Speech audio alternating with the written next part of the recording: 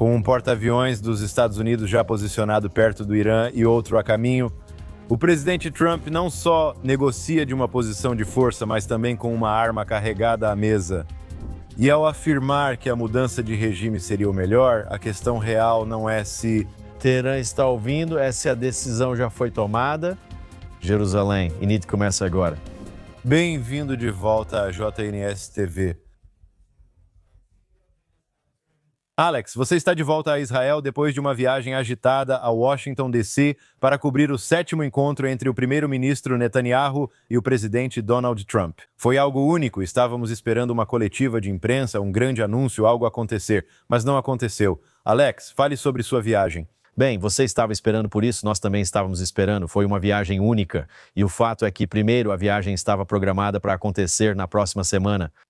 E então ela foi adiantada rapidamente. Parecia que Netanyahu estava correndo para Washington à medida que ficava cada vez mais claro que o presidente estava realmente disposto a negociar com o Irã. Nessas viagens, geralmente há uma breve coletiva antes do primeiro-ministro embarcar. Ele disse algumas frases.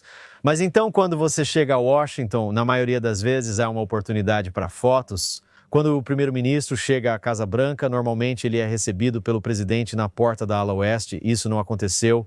O primeiro-ministro foi para o lado sul da Casa Branca, enquanto a imprensa estava sentada esperando na ala oeste. Muitas vezes haveria uma coletiva de imprensa marcada para depois da reunião, e mesmo que não houvesse uma coletiva de imprensa previamente agendada após a reunião, frequentemente, o presidente dos Estados Unidos, que gosta de falar com a imprensa, convida jornalistas para entrarem.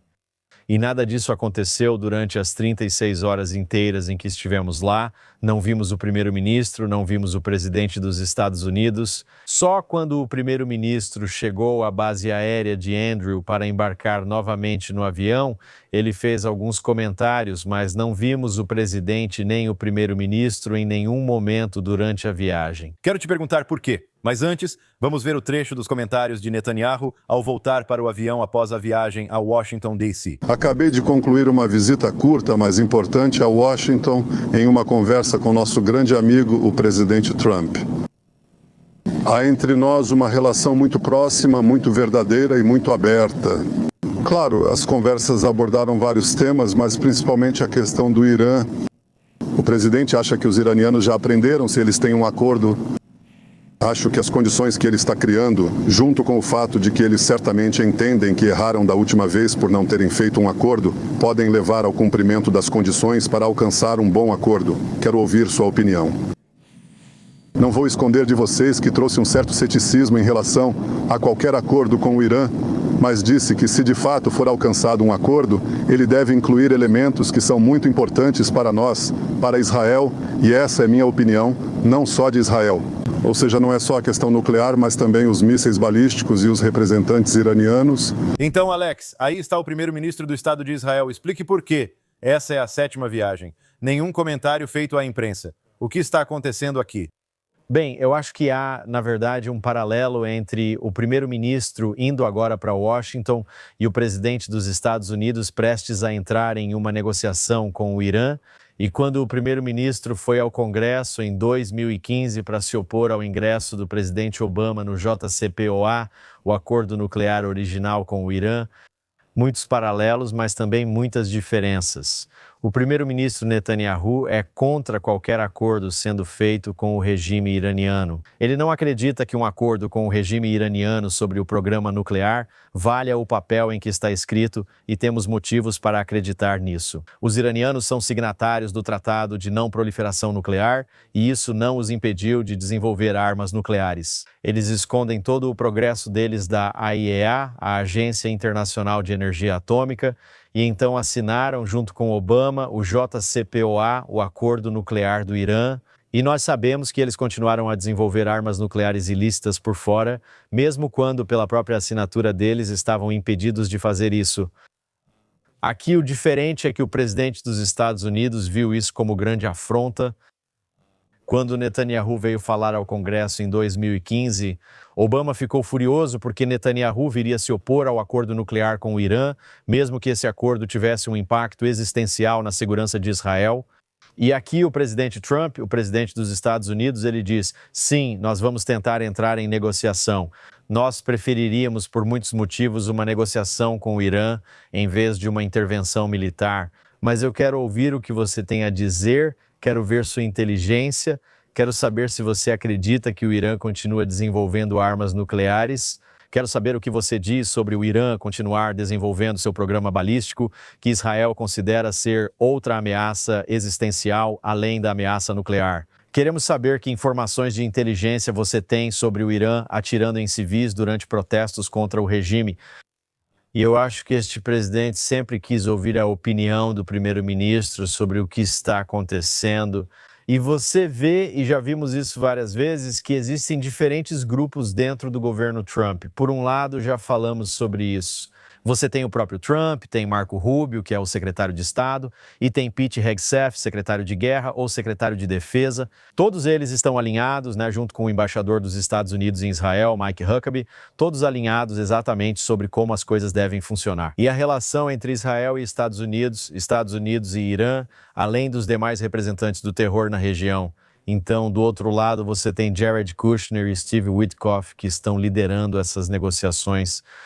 Eles eram os responsáveis por liderar as negociações com o Hamas e Gaza. Eles vão embora e estão liderando negociações com a Rússia e a Ucrânia. Agora eles estão liderando as negociações com os iranianos. E o presidente confia neles, mas ele também quer saber se as informações que eles estão trazendo para ele, se isso bate, se isso está alinhado com as informações que o primeiro-ministro Netanyahu e sua administração estão trazendo. O presidente quer saber como o primeiro-ministro se sente sobre isso. E eu acho que o primeiro-ministro foi muito claro sobre quais seriam os termos de um acordo, o que eles precisariam ser. Ainda assim, ele afirma nesse trecho, como você viu, que é cético sobre a possibilidade de qualquer acordo com o Irã. Acho importante para Netanyahu entender qual é o seu cronograma. Você vai negociar com eles, mas provavelmente não assinarão um acordo. Então, qual é o cronograma? Como isso vai ser e o que acontece se as negociações com o Irã fracassarem? Então, Alex, você tem razão. Enquanto a segunda rodada de negociações pode acontecer, ouvi que talvez seja esta semana na Suíça entre americanos e Irã. Acabei de ver isso há alguns minutos na televisão israelense. Você tem o USS Gerald Ford, que é o maior porta-aviões do mundo, vindo para a região, e Uma das pessoas que você não mencionou foi J.D. Vance, porque ele também foi questionado no meio dessas conversas entre Netanyahu e Trump sobre o regime no Irã e disse que preferia que o próprio povo iraniano derrubasse o regime.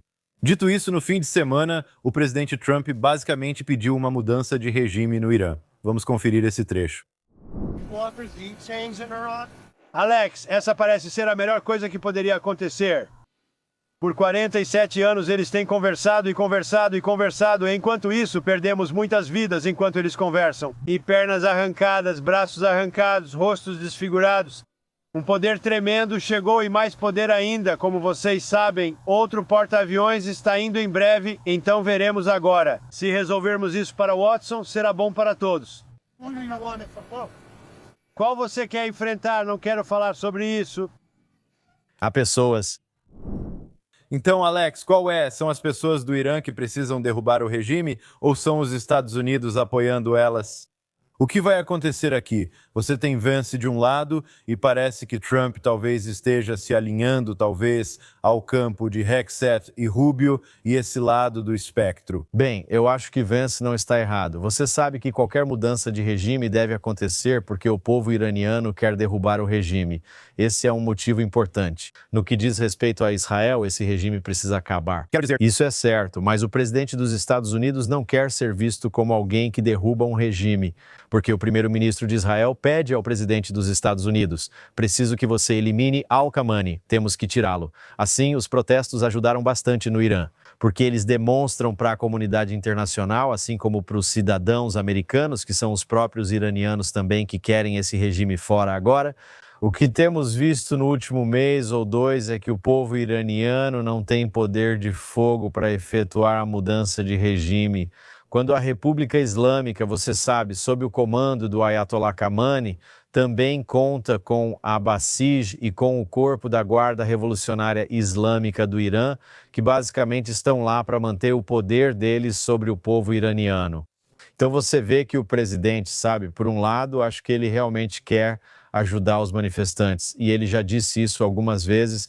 Há tweets famosos, não sei se podemos mostrar. Ele disse: estamos prontos para agir, pediu aos manifestantes para irem protestar e afirmou que a ajuda está chegando. Ele sabe disso. Ele disse isso, tudo bem, ele sabe e já foi confrontado. Acho que isso pode ter sido um dos motivos, mas não posso afirmar. O presidente decidiu não responder perguntas na Casa Branca, algo que normalmente faz. Netanyahu nunca quer perguntas lá, mas Trump costuma permitir. Acho que Trump talvez quisesse evitar perguntas como o que quis dizer ao afirmar que a ajuda estava a caminho, ou por que incentivou os manifestantes a protestar se não estava pronto para agir. O presidente também enviou o que chamou de uma bela e massiva armada. E eles estão enviando o Ford e o Lincoln já está lá, e vemos quanta potência de fogo está sendo enviada. Acho que o presidente entende a influência que os Estados Unidos têm, ele entende a fraqueza do regime iraniano neste momento. E eu acho que ele, como um mestre negociador, certo? Esse é o autor da arte da negociação, quer saber se consegue obter o acordo negociado que deseja. E eu realmente acho que parte do acordo negociado que ele quer é uma mudança de regime. Ele pode estar se voltando para esse regime e dizendo: ei, vai haver uma mudança de regime. Vocês estão fora, ok, isso é certo, ok. E agora a questão é, bem, como vocês vão sair? Vocês querem sair porque vamos enviar bombardeiros B-2 e lançar bombas destruidoras de bunkers na sua cara? Ou vocês vão pegar uma rota de saída, como eu ofereci para Maduro em Caracas? Ele se recusou a aceitar e acabou em uma prisão em Nova York. Ou vocês vão pegar a rota de saída que foi dada para Bashar Assad, onde ele entrou em um avião e foi para Moscou? Então essas são as suas opções, certo? Ele pode conseguir um acordo negociado, desde que envolva não ter armas nucleares, destruir mísseis balísticos e não atirar em manifestantes. Aí vocês estão fora. Acredito que o presidente pode aceitar esse acordo. E como o melhor negociador do capitalismo, ele quer ver se consegue fechar o acordo usando o máximo de influência americana. Se não, então acho que existe a possibilidade de um ataque militar dos Estados Unidos e possivelmente conjunto com Israel ao mesmo tempo. Acho importante observar que o primeiro-ministro do Estado de Israel, Netanyahu, também tem influência. Ele pode muito bem estar dizendo ao presidente dos Estados Unidos, e já deu a entender isso, que não vai necessariamente se prender a uma negociação americana com o Irã. Ele pode dizer: ei, presidente dos Estados Unidos, você está assinando um acordo com esses caras. Isso é entre você e eles, nós não fazemos parte do seu acordo. E se virmos que o Irã representa uma ameaça existencial para nós, mais uma vez, atacaremos se sentirmos que isso está nos nossos interesses existenciais de segurança nacional. Então, essa influência que Netanyahu tem também pode estar pesando muito nas decisões de Trump sobre entrar ou não em negociações e o que acontece se essas negociações fracassarem. Então, voltando àquela reunião, não tivemos uma declaração à imprensa ou algo assim, mas o presidente Trump ainda foi à TV falando para as câmeras.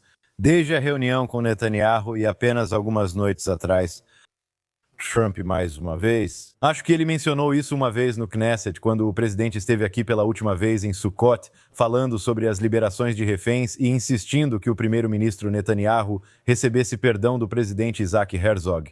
Chamando Bibi de um primeiro-ministro incrível, um grande primeiro-ministro em tempos de guerra, e se voltando, acho que diretamente para Herzog, não pela primeira vez, e dizendo para ele: já chega, o primeiro-ministro Netanyahu merece um perdão. Vamos conferir este vídeo. Posso dizer que ele tem sido um excelente primeiro-ministro em tempos de guerra e trabalhamos muito bem juntos. Tivemos um sucesso tremendo com o Irã e tudo o mais que fizemos, e ele realmente tem sido extraordinário como primeiro-ministro em tempos de guerra. Não é fácil. Você tem um presidente que se recusa a conceder perdão. Acho que ele deveria se envergonhar. Um perdão por conta deste julgamento em andamento. O presidente de Israel, cuja principal função é conceder perdões, não está fazendo isso. Ele afirmou isso. Ele já fez isso 5 vezes, mas agora não quer porque acredito perderia o poder. Acho que o povo de Israel deveria envergonhá-lo. É vergonhoso ele não conceder, deveria fazê-lo. Então é isso. E pelo que eu entendi, talvez diretamente como resultado dos comentários de Trump, o presidente Herzog afirmou na quinta-feira que o pedido de perdão de Netanyahu ainda está sob análise jurídica. E vamos ter que ver como isso vai se desenrolar aqui. Mas aqui está o presidente Trump mais uma vez defendendo o primeiro-ministro Netanyahu. Bem, isso parece ser mais do que apenas defender, sabe? Ele se voltou para Herzog de forma famosa quando estava no Knesset. Trump estava vestido no Knesset. Ele se voltou para Herzog.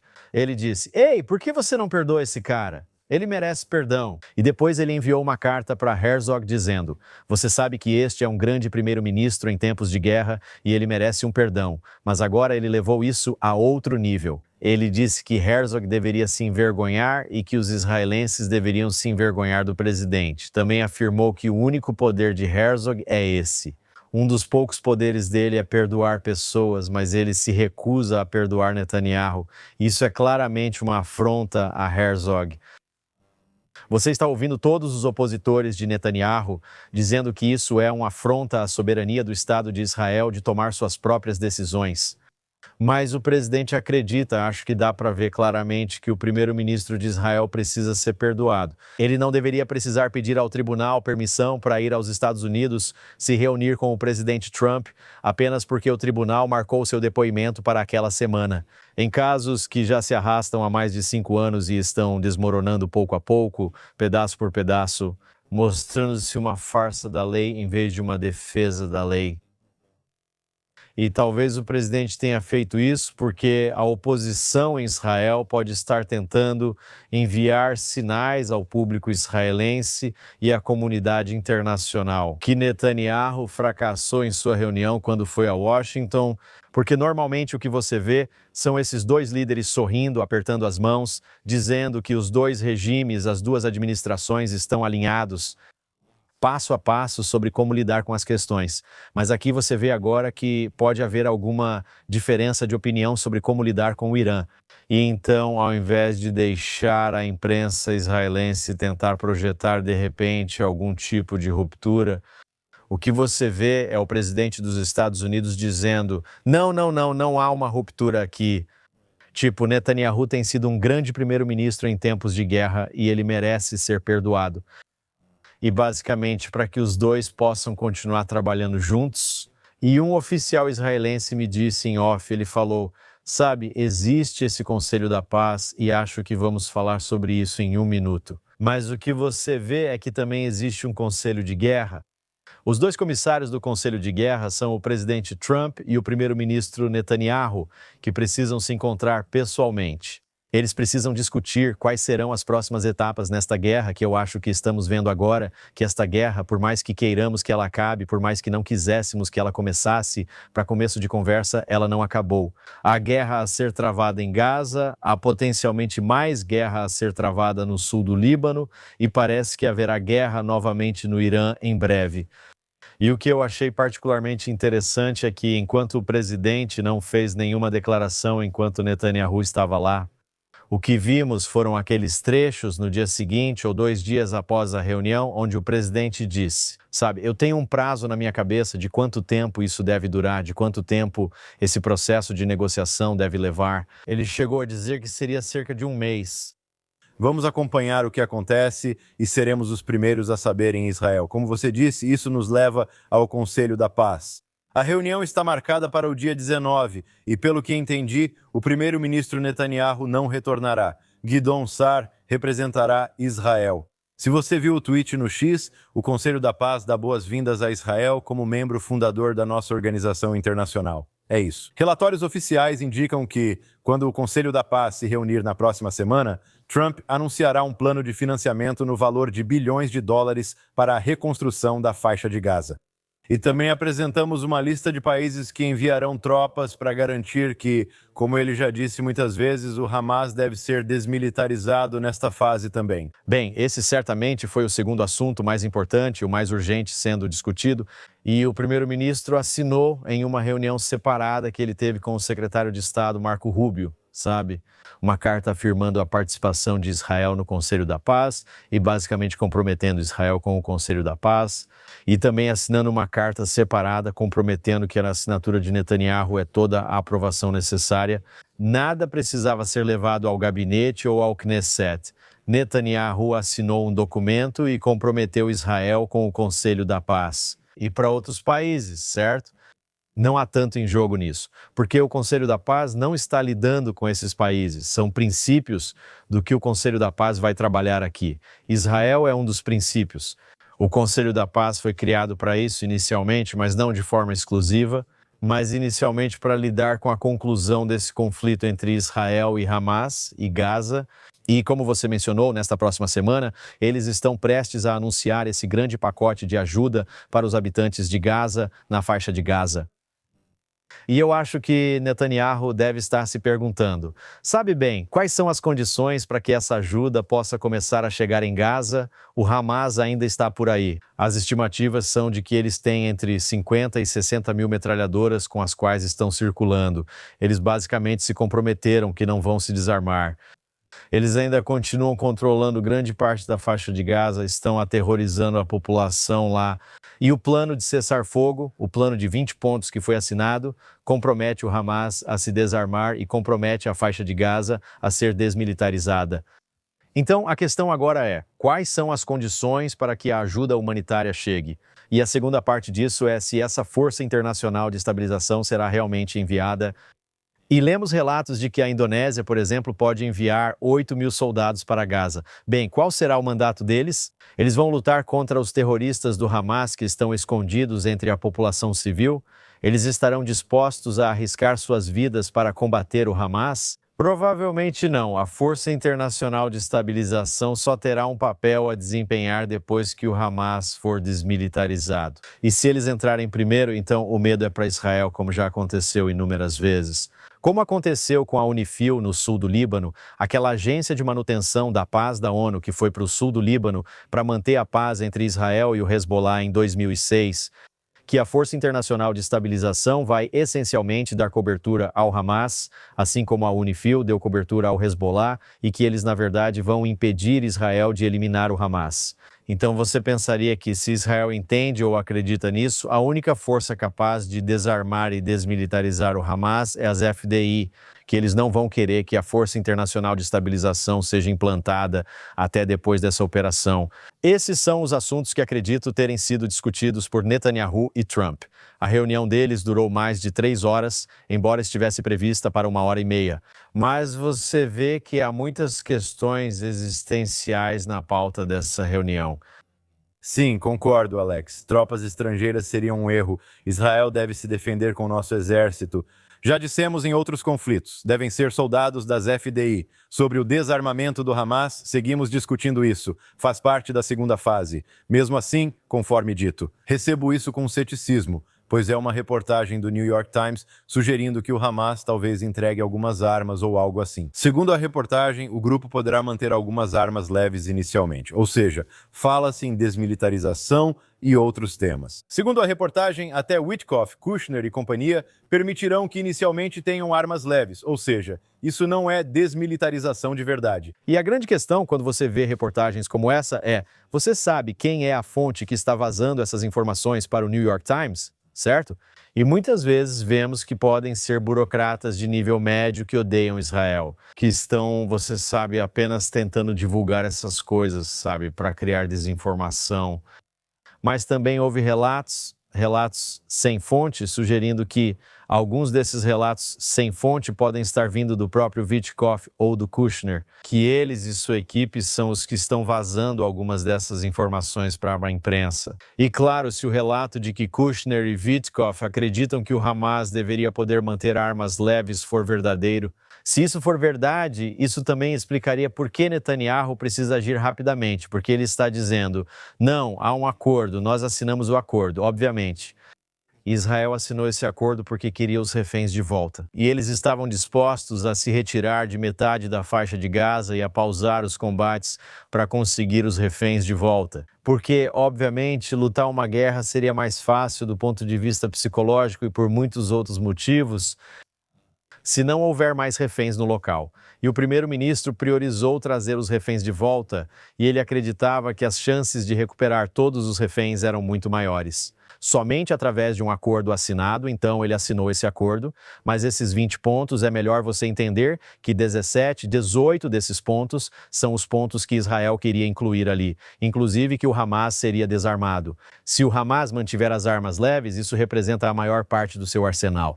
E mesmo se você voltar ao dia 7 de outubro, o Hamas não atacou Israel com armas nucleares ou armas químicas. No dia 7 de outubro, eles atacaram Israel com armas leves, certo? Eles realizaram todo aquele massacre usando o que aqui seria definido como armas leves.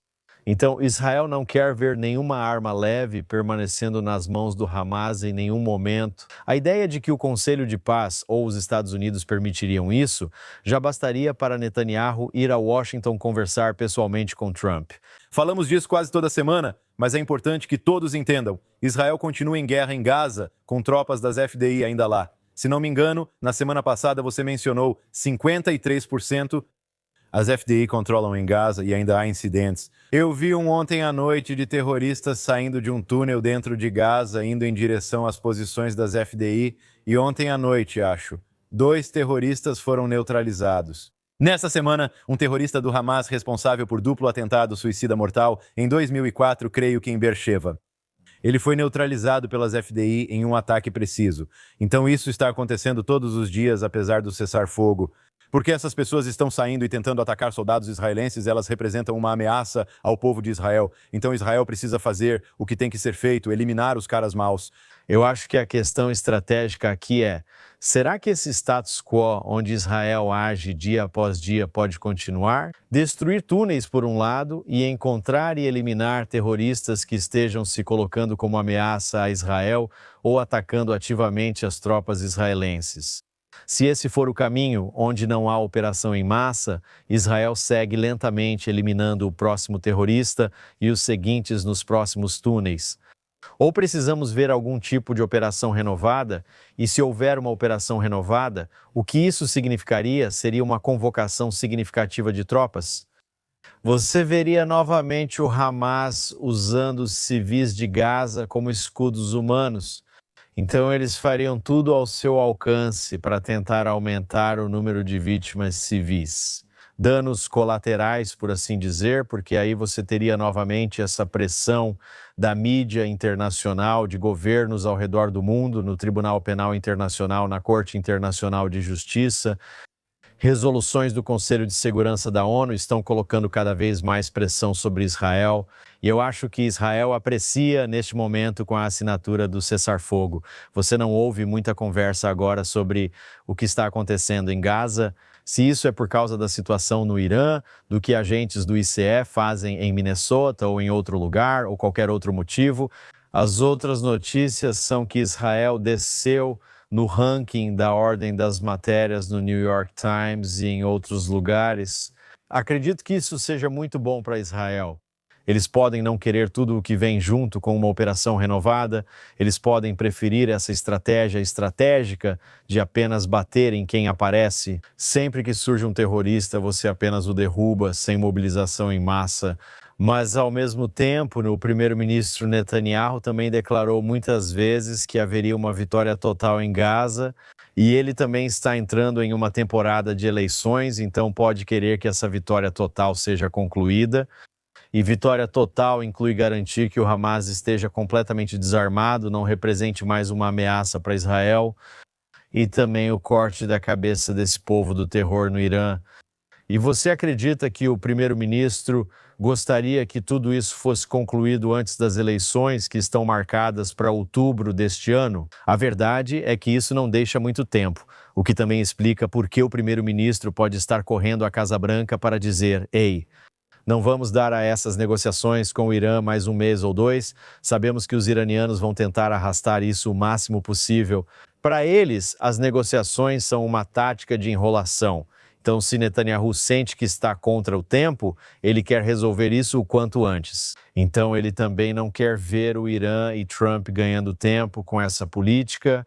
Sempre desempenhando um papel, gostemos ou não, essa é a realidade. Para Trump isso também funciona, os democratas estão chegando e internamente há muitos americanos que não querem ver os Estados Unidos envolvidos em um conflito militar no Oriente Médio. E eles também olham para o que Trump fez na Venezuela, simplesmente tirando Maduro do poder, e veem que Cuba pode cair no próximo mês ou 2. Então você vê que Trump poderia rapidamente ganhar a reputação de promover mudanças de regime em todo lugar, e Trump também não quer isso. Por isso Vance vem a público e diz que é melhor o povo iraniano fazer isso, pois realmente é o melhor. Da perspectiva doméstica de Trump, se ele não for visto como aquele que está removendo regimes um após o outro ao redor do mundo, então sim, a política israelense tem um papel nisso, né? A política americana também tem um papel nisso, e talvez não devesse, mas essa é a realidade. Alex, vamos falar sobre Francesca Albanese, a relatora especial da ONU para a Autoridade Palestina, para os palestinos, vários países europeus e a ONU. O chefe, Antônio Guterres, está se distanciando de Albanese. Ela fez comentários horríveis antissemitas anti-Israel, dizendo que Israel era o inimigo comum da humanidade. Agora, após todo esse tempo, o chefe da ONU e países como Alemanha, França, Áustria e Itália discordam das posições dela em relação a Israel. Bem, diga-nos o que você realmente pensa. Francesca Albanese. Ela tem sido a chefe do braço de propaganda do Hamas durante toda essa guerra, e não é só a Al Jazeera. Você sabe, recebendo financiamento do Catar, não é? Ela é a representante dos territórios palestinos nas Nações Unidas e tem espalhado todas as narrativas que Israel tem cometido crimes de guerra, que Israel é um ocupante, que Israel é um colonizador, que Israel está cometendo genocídio, que Israel está usando a fome como política de guerra. Ela faz isso livremente e as declarações que ela faz são aproveitadas pelo Tribunal Penal Internacional, pelo Tribunal Internacional de Justiça. A Al Jazeera a apresenta como uma estrela regular. Recentemente participei de uma conferência sobre a Hungria e relações Europa-Israel e liguei a Al Jazeera para ver as notícias do dia. Porque você liga a TV e o único canal que vai te dar qualquer cobertura do que está acontecendo em Israel e em Gaza é a Al Jazeera. Então liguei, queria ver como era a cobertura. Eles colocaram Francesca Albanese por mais de meia hora direto em uma chamada no Zoom na Al Jazeera, só atacando Israel com todas as mentiras de propaganda possíveis. E eu acho que a questão aqui é, sabe, por que demorou tanto para todos esses países finalmente se levantarem e dizerem que discordam das coisas que ela está dizendo? E então a pergunta é, bom, por que eles finalmente fizeram isso, se eles permitiram que ela falasse tudo o que estava despejando por tanto tempo? Ela passou dos limites ao dizer que Israel é o inimigo de toda a humanidade comum? Quero dizer sim, isso é um limite, mas me parece que ela já havia ultrapassado esses limites há muito tempo. Mas fico feliz de ver finalmente a República Tcheca, a França, outros, a Áustria, outros países se levantando e dizendo que essa senhora e o que ela tem feito estão fora dos limites. Até o secretário-geral da ONU, Antônio Guterres, tem se distanciado de algumas declarações que ela faz. Mas a próxima pergunta é, ela vai ser demitida do cargo? Ao mesmo tempo, Alex, esses idiotas úteis em Hollywood escreveram uma carta esta semana para apoiar Albanese. Acho que Mark Ruffalo e um monte de outros que vêm criticando Israel há anos apoiam as coisas que ela diz. Quero dizer. E se você quiser entender por que tantas pessoas ao redor do mundo estão, sabe, tomando partido dessa posição fortemente anti-Israel, é porque você tem pessoas como Albanese sentadas nas Nações Unidas, porque você tem antissemitas como Karim Khan, sabe, o principal promotor do Tribunal Penal Internacional. É porque a Al Jazeera faz parte da estratégia que o Catar elaborou para apoiar a causa do Hamas, de Gaza, dos palestinos e dos árabes. Tudo isso visa isolar Israel. O primeiro-ministro chama essa guerra diplomática de oitava frente, mas em muitos aspectos é a principal, porque é a frente para a qual Israel, até agora, não tem uma resposta. Eles nunca souberam como derrotar os albaneses do mundo. Talvez agora a gente veja uma virada na maré, à medida que os países comecem a se afastar das palavras que ela vem espalhando. Vamos ver se eles têm coragem de demitir essa odiadora de judeus. Já passou da hora. Alex, estamos quase sem tempo. Vamos ao último assunto de hoje. O feriado do Ramadã, o período de um mês de reflexão, paz, caridade e jejum no mundo islâmico e muçulmano, começa nesta quinta-feira, 19 de fevereiro. Há toda uma questão em decidir quando o Ramadã começa, com base no calendário lunar. Infelizmente, esse tempo de paz e reflexão em Israel acabou se tornando um período de terrorismo ao longo dos anos. Ironicamente, mas muito tristemente, as forças de segurança israelenses estão em alerta máximo. Este ano não é diferente. Estamos em alerta máximo com a chegada do Ramadã. É irônico, o Ramadã tem sido constantemente associado a aumentos no terrorismo em todo Israel, e talvez isso seja porque as pessoas estão jejuando durante o dia e talvez fiquem irritadas de fome, por assim dizer, porque não estão comendo. Especialmente quando o Ramadã coincide com o verão e o jejum é mais longo. Agora, talvez seja um pouco mais fácil porque o Ramadã não está nos meses quentes de verão e o pôr do sol acontece, chega um pouco mais cedo. Mas também pode ser porque os árabes aqui passam mais tempo nas mesquitas e quando passam mais tempo na mesquita, recebem a incitação que vem através das mesquitas. Sabe, você não precisa ser um grande estudioso islâmico ou um especialista na língua árabe para saber como eu faço nas tardes de sexta-feira quando estou limpando minha casa para o Shabat. Que de repente o sermão da mesquita é transmitido nos alto-falantes e o imã da mesquita está gritando seu sermão, sem explicar gentilmente como um rabino faria em um sermão. Esse cara, ele está gritando um sermão. E quando ele está berrando sobre Yahud no meio do sermão, ele não está falando sobre como a paz e a tolerância devem prevalecer e como precisamos chegar à reconciliação com nossos vizinhos judeus e cristãos. Não, sabe? A questão é que, enquanto algumas pessoas podem dizer que o Ramadã é um mês de paz, para outros que são fundamentalistas islâmicos, o Ramadã é um mês de incitação. E eu acho que tivemos sorte que nesses 2 anos de guerra, desde 7 de outubro, não tenha havido uma intifada massiva e aberta. Certamente houve uma série de ataques terroristas, tem sido algo relativamente constante, mas já tínhamos isso antes de 7 de outubro. Havia, sem dúvida, grandes temores aqui de que com o 7 de outubro, com a ofensiva israelense em Gaza, começariam a acontecer cada vez mais ataques terroristas e até distúrbios vindos dos bairros árabes. Como vimos em 2021, na última vez que Israel entrou na faixa de Gaza, vimos cidades como Ramla e Lod. Você viu mais ataques terroristas em Jerusalém, mais ataques terroristas na Judéia e Samaria. Lembre-se de que o Hamas não está isolado apenas na faixa de Gaza. O Hamas possui células terroristas na Judéia, Samaria, Jerusalém e outras regiões. E então, especialmente agora, se você considerar que Israel pode voltar à ofensiva na faixa de Gaza, depois de alguns meses do que eu chamaria de relativa calma, mesmo que a situação não tenha acabado completamente, mas tem sido relativamente calma, se as forças de defesa de Israel voltarem, lançarem uma nova operação terrestre, se isso ocorrer durante o Ramadã, que começa na próxima semana, pode haver novo aumento de ataques terroristas vindos da Judéia, Samaria, Jerusalém e outros locais. Alex, nosso tempo terminou, mas vamos torcer por uma temporada de Ramadã tranquila e positiva. Este foi nosso tempo esta semana no Minuto Jerusalém. JNS TV. JNS TV. Agradeço à equipe dos bastidores. Arnold World Glunters na mesa, produtores Zach Sickerman e Esther Edin, gerente Yuri Sveretsky e Ryan Lifshitz. Não deixe de acessar a JNS TV para todo o conteúdo incrível que oferecemos. Dê um super agradecimento para a gente. Acesse jns.org para todas as últimas notícias de Israel, do Oriente Médio e de todo o mundo judaico. Tenham uma ótima semana, pessoal.